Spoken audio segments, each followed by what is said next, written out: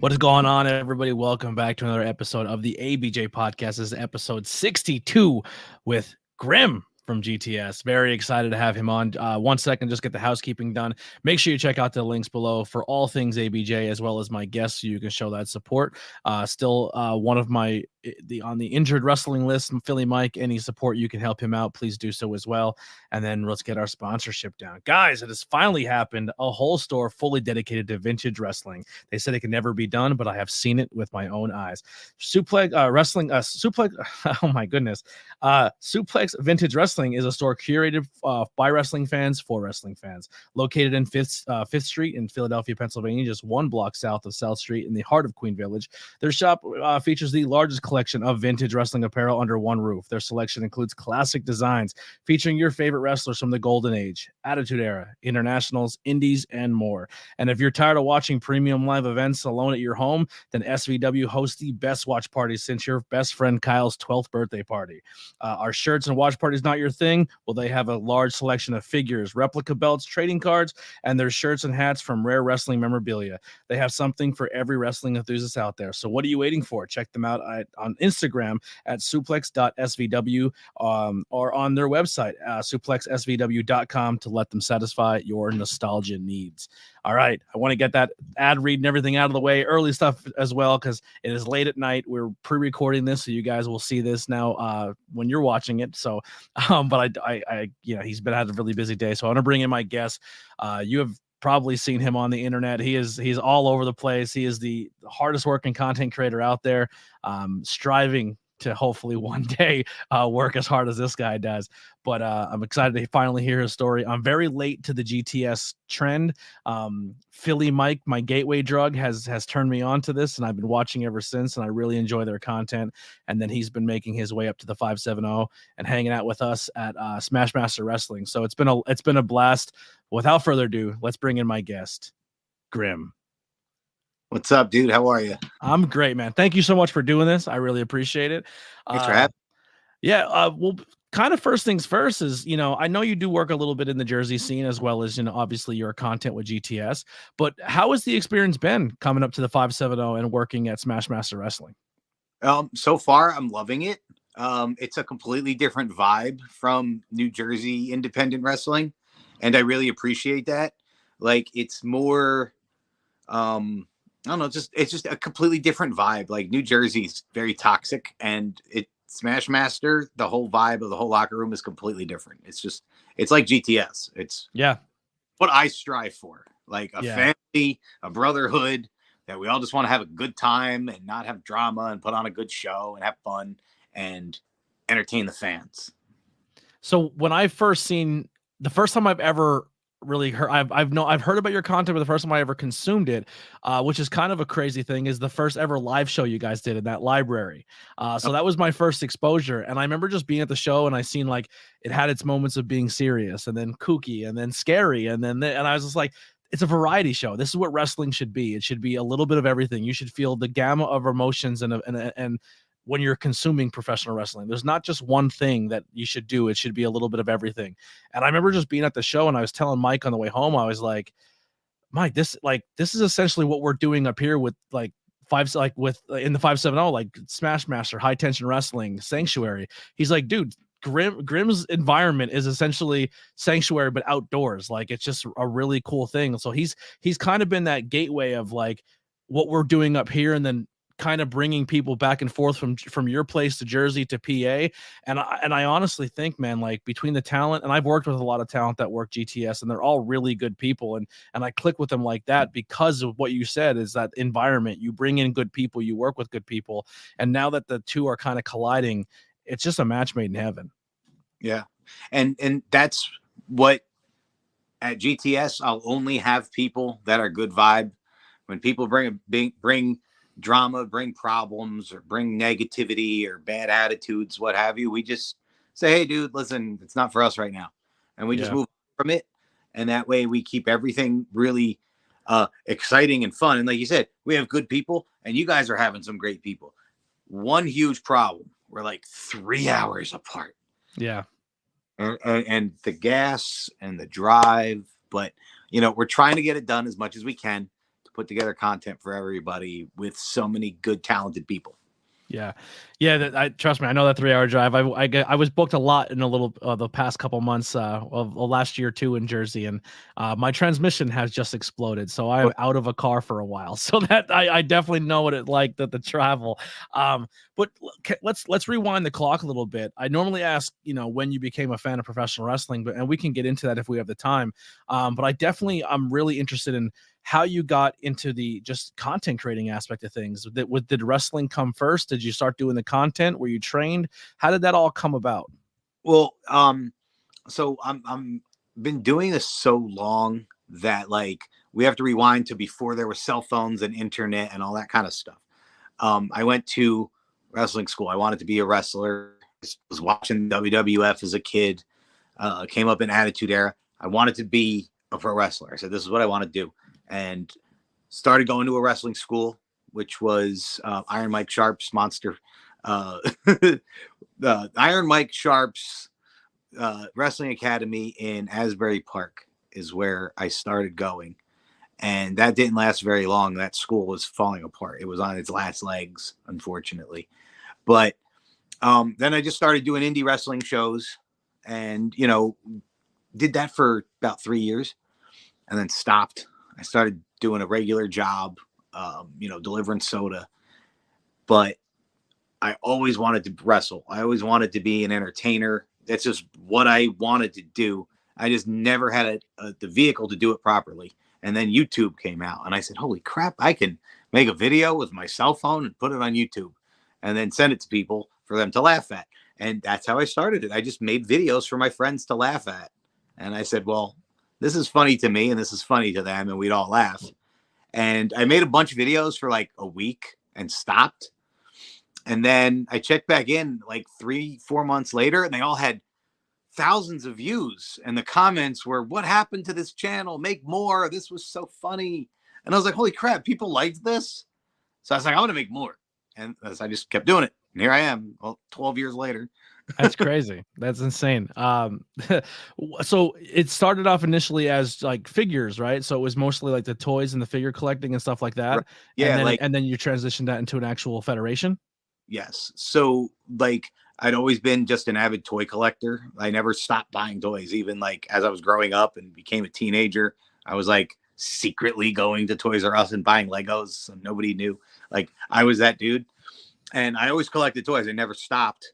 And I always had a huge toy collection. I never stopped. I always had that. And then when I started doing the YouTube, it was primarily because, oh, hey, I'm a huge toy collector and I'm in all these forums and I'm always a leader in the forums and leading the charge to find this toy or whatever. And so when I started making videos, that's where I would post them for people to watch in these forums. And the Transformer fans said that my videos were terrible. And the G.I. Joe fans hated me. And the Power Rangers fans wanted me to die. But the wrestling fans loved my content. So I said, all right, so I'm just going to be like a WWE guy, even though like I collect everything. Like I was a toy guy. It was Grimm's toy show. But then it became Grimm's WWE show.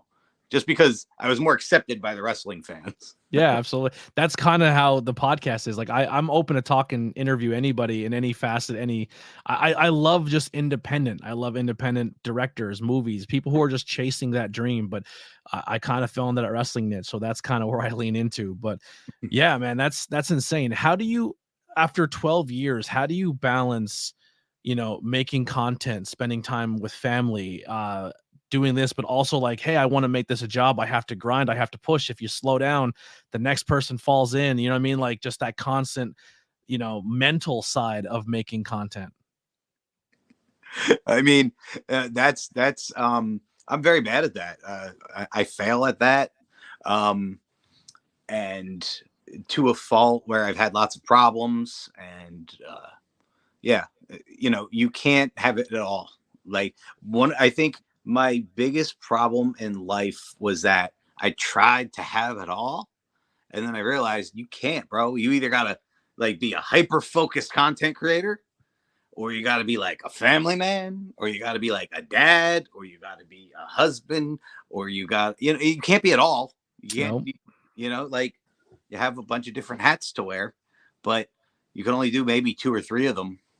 And otherwise everything starts getting spread out and you're not good at anything and you're failing at everything. You got to focus. So I learned to focus. Yeah. So I would say that's the number one thing is just focus. You have to focus on, oh crap, my kid needs me today. I got to focus on that, man. Like, and YouTube has to wait for tomorrow, unfortunately. Yeah. And then when I got to grind on YouTube, like, hey man, everything's cool. I got to grind today, Mm-hmm. Now, how often are you recording daily? Are you recording, you do like, hey, every other day? Like how often do you grind and post and chase this rat race? All right. So I don't know how I used to do it, but when I was in my grind and in my peak and in my height of popularity and everything, bro, I was grinding out 3 videos every single day across 3 channels. Jeez. GTS Wrestling, Live Action Wrestling Federation video, family vlog with my ex-wife and kids, and gaming channel content, playing video games or action figures. 3 videos every single day. I don't know how I did it. I can't do it now. I can't even fathom trying. I tried it. And I've been doing 1 or 2 videos a day. And even if I feel like I'm overstretched and I'm doing too much. But that's exactly like you said, dude. The minute you take a break and say, I need a day off, something huge happens and everybody's out there getting hundreds of thousands of views and I'm taking the day off and I'm like, no, I should be making a video. Now you also go to a lot of events, like you're going to the WWEs, the AEWs. Now, one of the things I've been noticing on your channel, going back and looking, is there's a lot of people who are on TV weekly who have wrestled in your backyard. That's crazy to think about. Like, you were in attendance and watching MJF win the world title in AEW. And a year or 2 before that, he was doing a whole bit with you in Jersey, wrestling in your backyard. And to me, I love that. And when I was actually at that event, so like, I mean, they're always supposed to be in like hard cam, like they're always supposed to be in. I was not near the hard cam or anything. And I'm like, I'll probably never even get shown on TV. I was like mad at where I was sitting because, I like to be on TV. Tina was shown first. Yeah, but guess what, dude? We were shown all night long because the wrestlers, they kept doing spots in front of us. Yep. And then after the show, literally one of them texted me and said, bro, they were all doing the spots over by you because they all wanted to be in your videos and they all wanted to see what you were going to do. I love that. And I thought that's so awesome. Like, thank you, everybody. I felt very included. Yeah, that's super cool that like they gave you that that spot. You know what I mean? That's neat. But are you still in contact? Do you still talk to him? I don't want to ruin too much kayfabe with MJF. Yeah. I mean, yes. Cool. I mean, like, we're not like best friends. It's not like we hang out every day, but if I text him, I get a reply usually. That's neat. And I also too wasn't Thunder Rosa like early on her career was doing some stuff with you. I know recently Janela has been there, but I mean, you've had so many people just come through and just like over the years, we've had so many top names come through. And not just top names that were established, but also people who you never heard of, who are now heavyweight champions. Like, literally the first media that you'll ever find anywhere of MJF in wrestling is my show. Like, to me, that's so special. Yeah, and that's honestly what it's about. It's just giving. That's what a good content creator, like a content. Obviously, like the goal of being a content creator is you want to get over. You want to make a revenue. You want this to be your dream. You want to entertain people. But also, what you do so well for your platform, man, is you give so many people an opportunity to be seen. You give so many people an opportunity to grow in their talent, grow as a business, make some money when it comes to merch, because people they become like your audience that you've created. Then have become fans of other people on the independent scene, and then their value goes up because they're a GTS wrestler. Like, that's a legit thing, and that's something to be insanely proud about. And it gets lost on a lot of indie promoters and all that kind of thing until they start to say, how come that guy that we booked that I've never heard of is selling more merch than everybody? And they go, oh, because he's on that YouTube backyard show. Yeah. That's the respect I get. But meanwhile, the guy that's on my show who just made $300 in merch It's like, yo, you guys should be on GTS. I'm like, I'm not doing that. Yeah. I get a lot of that. And it's like, hey, it's not for everybody. My show's not independent wrestling. My show is a comedy drama about wrestling, but we're wrestlers performing the art of wrestling in a little bit different way. And that's what I think why my show's had staying power and why people are so into it. It's very entertaining to watch, even if you're not into wrestling. Yeah. And it's really cool, man, because like the commentary, essentially it's just on the go wrestling. Like there's no hard cam, there's no script. Like that's the thing. Like wrestling's supposed to be scripted. Everyone's like, this is scripted, right? Yeah, it's scripted. We gotta turn the camera on and see what happens. Yeah. And that's the thing too. You bring a lot of creative people in. I got us like not tomorrow. It'll be a week before this, but I'm tomorrow shoot wise, like I'm interviewing 2 GTS guys. I have Jay the Key, who, essentially he's been a GTS guy since the start, and that's where he got his training. That's where he got everything. And he's one of the top guys in the scene. He's just really talented, and he has carried a lot of what he's done in that yard onto the wrestling scene, and he's thriving. And then Pete Corvus and the rest of those guys in Bad Company, I'm huge fans of them. And like, I just realized how many people I became a fan of in the New Jersey scene that are essentially, they wave your GTS banner very proudly. And those 2, Pete and Jay, like I'm very proud of both of them, because both of them started with me with 0 training. They walked into my yard and said, yeah, I want to be a wrestler. And I said, okay, well, these are the guys that are going to train you. We had people, not me, I'm not a trainer and I won't do that. But I had other people that were veterans that were training people who wanted to start on the show. And then we did on the job training. You know what I'm saying? We filmed an episode and said, hey, we just taught you guys how to do this, that, and whatever. And you're going to do that in today's episode. And we bust it out. And then next week we teach them something else. And then that's what they do in the episode. And it was literally on the job training. Yeah.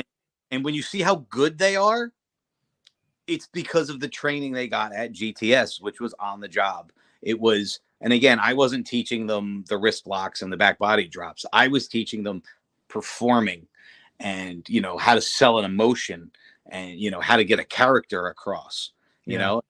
Our wrestling trainers were teaching them the back body drops and stuff.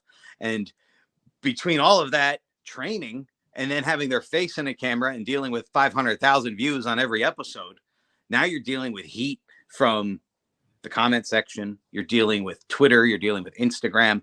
People actually give a shit about who you are and what you did on the show today and if you won or lost. So that gets in your head. These guys are ready for television with the training they've gone through. It's just, when are they going to take that next level? And I love them to death. And you could tell them that I said this and say, Grim said he loves you guys, but he wants us to take that step to the next level because they're not, and they can. I believe in both of them. They both could be TV ready. They both could be superstars on TV. Yeah. They got to focus. First time I seen Pete, man, I was like, yeah, this is the new Kevin Owens right here. Like this dude, he's super athletic for his size. He he has a look. He can brawl. He's a psycho. He'll do deathmatch. He'll do anything it takes. Like he's so good. And then another one who I'm sorry, go ahead. He connects with the audience. My audience loves him. And I tell him all the time, I think he's terrible at promos, and talking is super important on my show, but somehow he connects with my audience. Yeah. And it works. Who are some other names that have come through GTS that you know that just really stand out to you, of people that, if they're still there or if they've moved on after that, you're just really proud of their work? Huge name that I'm also very, very proud of. Platinum Max, AEW tag team champ, creative pro student. When I was working with Brian, we were doing collaborations there, and, he was just a student at the time, and he was just happened to be there when we were filming, and he was like, oh, hey, I'll volunteer to be in the videos. And then, we started booking matches with him and his Shook crew, which was Bryce Donovan, and Bobby Orlando was actually my graphics kid. Bobby Orlando's first time at Create a Pro was he came to see me wrestle, and he said, I want to do this. I want to be like Grim. And like, he's a wrestler today because I inspired him. Yeah. Like, don't know that. Like, now he went to Creative Pro. I didn't train him. I don't take any credit for anything, but he came to my show, wrestled on it for about a year with the Shook crew and Platinum Max. Like, and I'm so proud of him. I know he's going to get to television. He's going to be somebody in this business. You know what I'm saying? And it's cool that I inspired him to do that. Yeah. And it is cool. Like, I just literally had on the podcast. I did so many this month, but one of the guests I just recently had on, I asked them, like, what got you into becoming a professional wrestler and why did you want to do it? And they 100. I'm looking at my list now, and they 100% said it. Like, one of their first early stages of, Ricky Price. You seen him at Smashmaster. He got into wrestling because of Grimm's Toy Show. That's like. So cool. And everything about, like, him developing a character and how I develop a brand, but make my brand not just the independent wrestling scene, but make it outside the independent wrestling scene. And the reason he cuts all these amazing promos and he does that extra work of doing the extra mile on a promo is because he's watched, like, GTS. He's seen you. Inspired by that, a little extra that we always put on it. Yeah. Yeah. It's awesome. Thank you. And you know, that's one of the things, because when GTS is filmed, I put emphasis on the emotional performance. I always tell the guys, dude, I don't care if your back body drop was smooth or crisp or whatever you kids call it these days. Like, because that didn't tell the story. That was like, you know, the comma. I always say the wrestling moves are the commas and the periods in your story. You know what I'm saying? They have to get you to the next thing. Mm-hmm. That's all wrestling moves are. And if you tell a story with nothing but periods and commas, people are like, they don't get it. So tell your story. And on GTS, we tell our story with our emotion and with our voices and our characters. And that's, people relate to that and they really invest in it. And that's what gets characters over. So then when you're on the independent wrestling show and you get to do all your wrestling moves, but people say, but hey, I like that guy on GTS. I know his character. I know what he sounds like. I know his catchphrases. And then they want to buy his t-shirt and his little stuffed animal or whatever. Yeah. Honestly, one of the craziest merch kids I've seen from you at shows is Flash. Flash kills it. He kills it. That kid, and I'm so proud of him because it's exactly what he did, dude. He came on my show as like a 19-year-old dude, and he's like was on my show for a few months, and he's getting indie bookings, and he's like, yo, people know me from being on your show. They want to buy my stuff. And he's got t-shirts and foam lightning bolts and stuffies and koozies and 8x10s and you name it. And he's got it all set up like a store. Yeah. And then he rakes it in with the kids. Yep. They love him. He's connected. He's literally their superhero. He makes like hundreds of dollars, whether the promotion gave him an envelope with $20 in it or not. He made his money. He made his mark, and he's gaining fans and followers. He's doing it the right way. Mm-hmm. I always get mad at independent wrestlers who are like, oh, they didn't give me my $20. I ain't showing up. Like, bro, I never once did this for $1. When you do it for the right reasons, the money follows. Yeah. I've always found that. I one of the things that get me too, and I honestly, like, my mentality going into it was, if I can build my brand and make my brand valuable, and then I build an audience, and then my audience goes and supports that, whether it be in person or via watching the promotion on the internet or on YouTube, that shows value to me. And that's kind of like, that's what you do. And that's what your GTS roster does. Like, they go to a show and that value carries over, and whether you get paid or not, you're like, all right, I might not get a dime, but I'm going to bring my camera and I'm going to film while I'm here. And then when I film, my revenue from what happened on YouTube that day is going to probably do better than what the wrestling booking is going to do for me. And then when I put my match on against, oh, cool, we sold out insert venue here in New Jersey, and you're thinking, cool, you sold out the venue here, but we recorded something in my backyard that was seen by more people, consumed by more people. People are looking forward to the next episode more because of the storylines, and we probably made a lot more money and never had to put a person in the seat doing it. Right. And it's a cool feeling to accomplish. Yeah. I always liked when a new wrestler starts on my show and they start getting into the groove of it, which usually takes 3 or 4 months before you really start understanding it and connecting with the audience. But then all of a sudden they come up to me and they go, this feels like I got signed to television.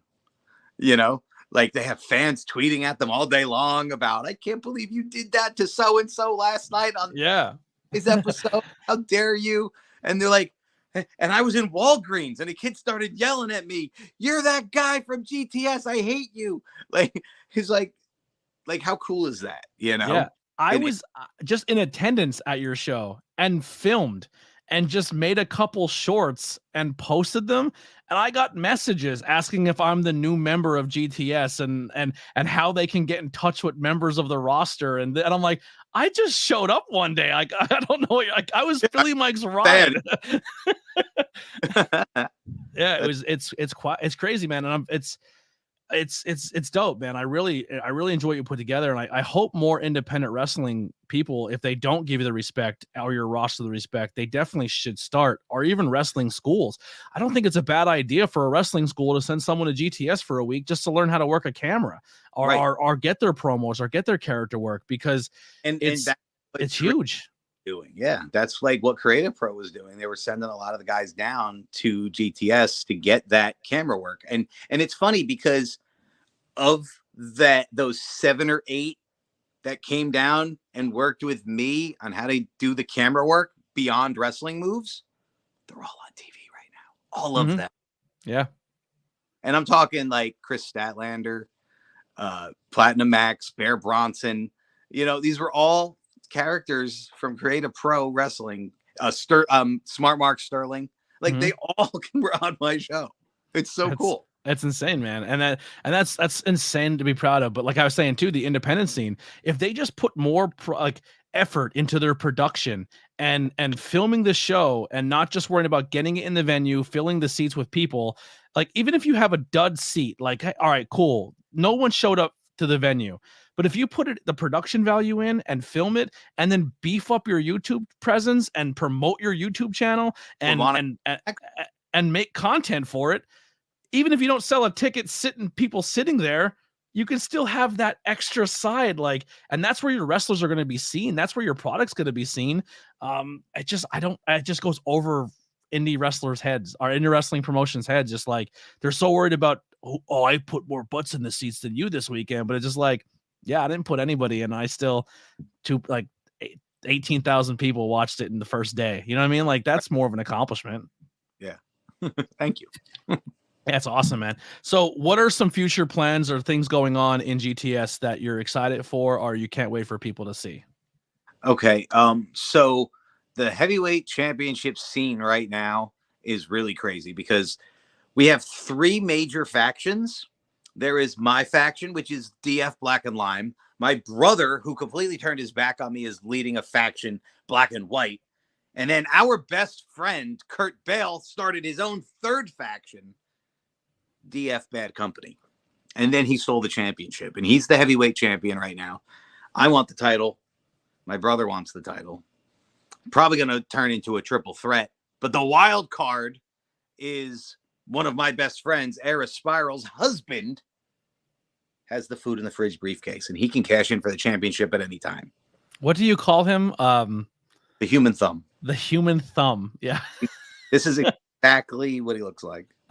I don't know what Lawrence Spiral looks like. There it is. There it is, right there. Very nice guy though. Him and yes.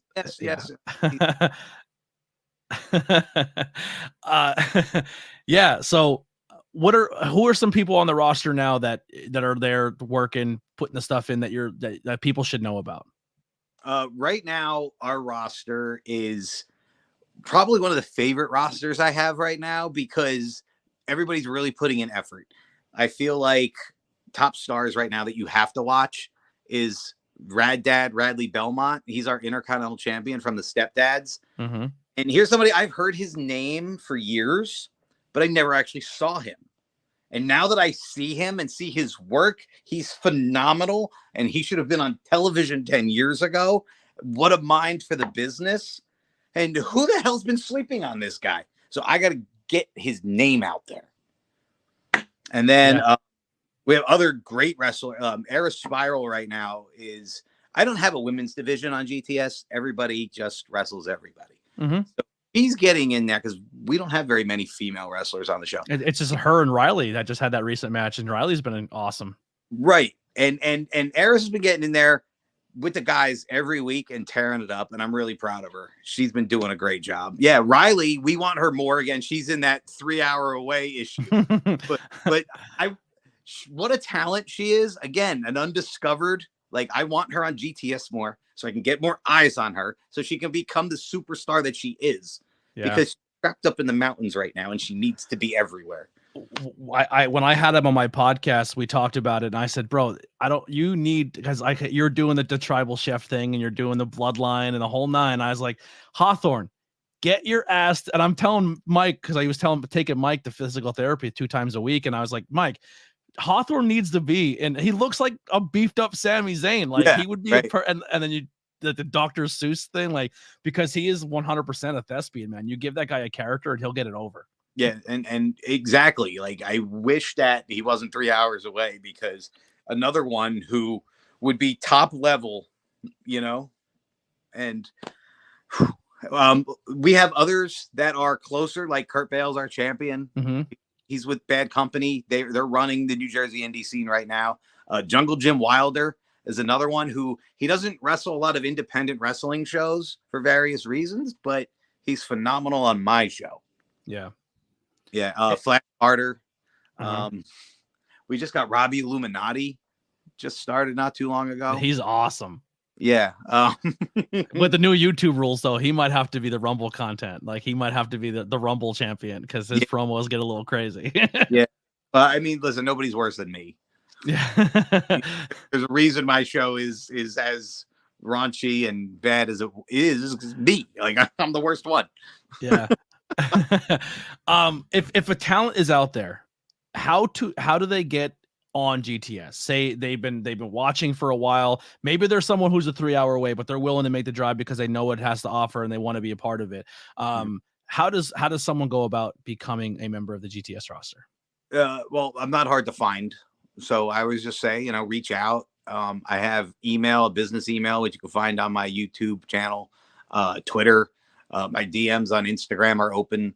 Leave a comment or something. Like, I'm usually in tune with that, of like, oh, hey, I know that person, that's a wrestler, or at least they look like a wrestler in their profile or something. I respond to that, and when I see it, So yeah, pretty much, like, anybody could just reach out and say, hey, I want to do it. And it's funny that you mentioned that, the 3-hour drive, right? I had somebody who makes a 4-hour drive to be on my show every single week, right? And I respect the hell out of that, And I said to him the one time, I said, hey, look, dude, I don't really have anything for you this week. I would hate for you to drive all the way out here, just to be in a skit, because I don't really know what to do with you this week. He goes, oh, I'll be there. I said, are you sure? Right? I said, absolutely. I said, why? He goes, because 50,000 people are going to see my face. He goes, I'll drive 4 hours to some shindy to wrestle for 30 people for $20. Yep. I'd rather come to you. And your locker room, if you have a locker room that's fun, like at Smash, I'm not booked to do anything. I just help with production. I help set up cameras. I help make sure commentary sounds good. I mean, listen, I would love to be on commentary or do any of that, but that's just not my role. They have nothing for me. So I go just to be with my friends, help the product, and make it successful. You know what I mean? Right. So a 4-hour drive sometimes is a lot, but if it's a good environment and there's some type of benefit to it, it's a no-brainer. When you have a passion for something, you have to chase that passion. That's where your happiness and your heart comes from in life. Too often we let life get in the way of our passion, and if you chase your passion and you put your focus into your passion, the money will follow when you do it for the right reason. And I always believe that. So that's why I said, when I see someone who's willing to put in a drive every single week to say, I want to appear on your show because this is where I'll be seen and achieve my dream of, whatever, winning a wrestling belt, having fans care about me, selling t-shirts, getting other bookings, whatever their goal is, that they can accomplish it through that. I see that passion, and respect it, and that's why I see that you'll get what you put into it, and when people put into it and I see that, you just see them elevate, themselves up. You know, you have no idea how much I needed to hear that today, yeah, Greg. I'm grinding my ass off, and it's costing me everything. yeah, but seriously, dude, you keep going. Like MJF, you know, like I said, he came down to my show. When he came down and wrestled on my show one time, it was because he was on his way to another show, you know, that was even farther down south in Jersey when he was hustling out of Long Island, you know, and then he had to hop on a plane to go to California, you know, and he was telling me how he was making all the towns and this, that, the other thing. And I told him, so dude, you keep this up 5 years, you'll be in WWF. You'll probably be on WrestleMania. I said that to him. Now, AEW didn't exist at the time. Yep. But because he was hustling, man, and I seen the fucking passion in his eyes. That's what mattered to him. Yeah. I have one last question. I don't want to keep you too long. I do know it's a late night for you. But one of the big things I really want to say, just not just for you, but you and Tina. And I probably said it like 14 times to you at the show, just because it's, besides the content thing, another thing that I need to start buckling down on and start working on is my health and getting myself, because once again, tunnel vision, man. You start making content, you're doing all the content, and sometimes you forget to start taking care of yourself mentally and physically because you're chasing a dream. You know what I mean? Like, oh, did you eat yet? Oh, I didn't. And then when you do, you're eating at 3:00 at night or 3 a.m, and you're force feeding everything all day long, eating garbage, and then going to sleep, and it's not good for you. But your transformation, man, in your body has been unbelievable. Thank you. And I was very proud of you. And how has that affected more of just like the wrestling side, and just, does it help with the endurance of the match? Does it, like, you feel like you could do a lot more? Yeah. I mean, like, I've lost to date now 90 pounds. It's awesome. And that's just an incredible burden to have 90 extra pounds on you when you're trying to wrestle. You know, it kills the cardio. You know, you get completely out of breath within 30 seconds because you're trying to move so much weight around. And then just, you know, jumping on people. I was afraid to do a lot of my signature moves. I felt I was too heavy. Was worried I didn't want to crush people, or that, you know, people are going to be sick and tired of wrestling me. Grim's got to jump on me again. He's 350 pounds, you know? Yeah. It's fun. And I wasn't happy being that big. It just kind of happened, and I was struggling with a lot of things. Exactly what you said, the content creation. And like I was saying earlier, you got to have a balance. You got to focus. Like, and I was so centered on content creation, 3 videos a day, every day, that you're right. I was 3 a.m. ordering Domino's, stuffing my face, and then just going to McDonald's on the way to the next taping. And next thing you know, I'm wrestling a match. And I'm like, 45 seconds on the match. I'm like, guys, hold on. I can't breathe. Why? Because I gained 40 pounds, you know, I haven't been to a gym in a month, you know, and it starts getting to you because I was focusing on the content. I wasn't focusing on my health. Yeah. And it got to a point, I literally was sick. Like I thought I had a disease. I thought I had something rare wrong with me. I went to the doctor, and he goes, just change your diet. He goes, give me 2 months, please. He goes, you don't need this test. You don't need this pill. Change your diet. So I found a meal prep place to make me food, because that was the problem. I don't have time. And I pay a hell of a lot of money for this food every week, but I don't have to think about it. It's just there. It's pre-made. Eat that. And all of a sudden, bro, I'm healthy again. I feel better. All of my ailments went away. And I'm just like, wow, food was the killing me, and food made me better. And then you don't realize that. I never did. And I'm, you know, in my 40s now. I never realized that, like, eating McDonald's is like eating poison. I love it. So good, especially when you had a couple beers. You're still gonna Big Mac in my face at some point. But like, to just eat that as like, oh, that's my lunch today. Like, no, you got to eat that as like a special treat. You know, like think of McDonald's as like a big bowl of ice cream that you can have like once a month, you know, like you can't eat it every day. And basically I harmed myself and harmed my body, and I gained too much weight, and I changed all my eating, all my habits. And dude, I miss food. I do. Like, I really miss going to Taco Bell and hitting it really hard, but like you feel like garbage. Yeah. You know, Yeah, I just feel like right now, man, what you're like how you're saying that focus. I just, like I said, I can't sit here and say I've watched everything for all over the years, but I what I have been consuming since finding out about you, the Nia Jax thing, like that was a huge thing for you to come out and put out on content of just like being vulnerable and being like, dude, I did think in the past as a bit or as a joke, and I really felt like it was the wrong thing to do. And like, I thought that was a great piece of, I actually reached out to you. I was like, that was beautiful, man. Like it was a really good piece of content. And I just, honestly, man, just from meeting you from the day at the library and then working and then watching your content and then seeing you at the 2 times at Smash, dude, I think I know you've already accomplished a lot, but I think you're on another level now. I think right now, mentally, I think you found your focus, you found your balance, you're getting your health in order, your content's good, the people around you are good. I think GTS is going to kick some fucking ass soon, man. I'm glad you recognize it, because that's the way I feel. That's the direction we're heading. Like I said, dude, I have leveled up. You know, I had a mental breakdown, which I haven't really discussed. You know, kind of throwing that out there. That was years ago. I've been through a lot. I've been through a divorce. You know, I found a new partner, and let me tell you how, just like food affects my health, your partner affects everything in your life, man. And if you don't have a good one, if you don't have a good supportive, I will praise Tina as much as I possibly can. I married literally the best one, and she's my biggest fan, my biggest cheerleader. She's got my back through thick and thin, and I just love her. She's helped me find me, you know? Yeah. And to me, that's awesome. And like you said, dude, I'm glad you recognized what you just said, because that's the way I feel. I feel like I'm on another level. The thing with Jack's thing was, you know, I was very much, I tried to be like a Howard Stern of the WWE YouTube, you know? So I would say offensive, shocking shit. I don't mean that. I don't ever want to hurt anybody, dude. I felt genuinely freaking horrible when that happened. And I genuinely thought Nia Jax was a cool ass person. And I genuinely was attracted to her. She is a baddie.